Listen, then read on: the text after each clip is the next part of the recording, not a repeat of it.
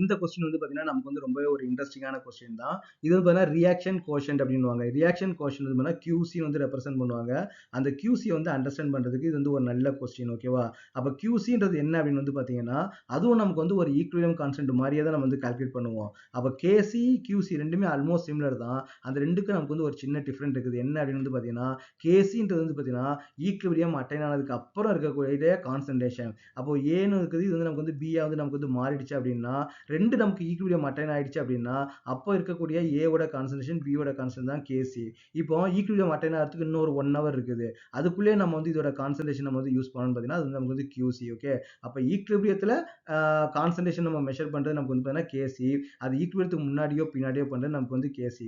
இங்கே நமக்கு என்ன கொண்டு கொடுத்துருக்காங்கன்னா ஒரு கான்சன்ட்ரேஷன் வந்து கொடுத்துருக்காங்க. எல்லாமே நமக்கு என்ன நைட்ரஜனோட கான்சன்ட்ரேஷன் கொடுத்துருக்காங்க, ஹைட்ரஜனுடைய கான்சன்ட்ரேஷன் கொடுத்துருக்காங்க, அம்மோனியாவோட கான்சன்ட்ரேஷன் கொடுத்துருக்காங்க.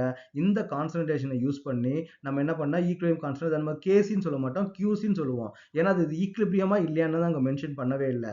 கொஞ்சம் நைட்ரஜன் எடுத்துருக்காங்க, கொஞ்சம் ஹைட்ரஜன் எடுத்துருக்காங்க, அம்மோனியா எடுத்துருக்காங்க. மூணுமே உள்ள தூக்கி ஒரு பீக்கர் வந்து நமக்கு வந்து உள்ள போட்டுருக்காங்க.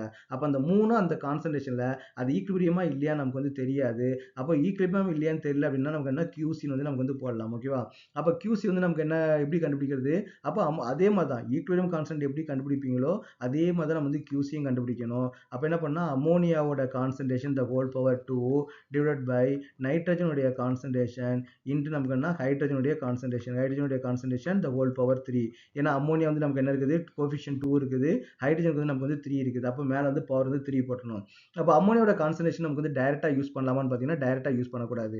எப்பவுமே நம்ம கான்சன்ட்ரேஷன் பர் லிட்டர் தான் நம்ம வந்து கால்குலேட் பண்ணுவோம். ஆனால் கொஸ்டின் என்ன கொடுத்துருக்காங்கன்னா 20 லிட்டர் வந்து கொடுத்துருக்காங்க.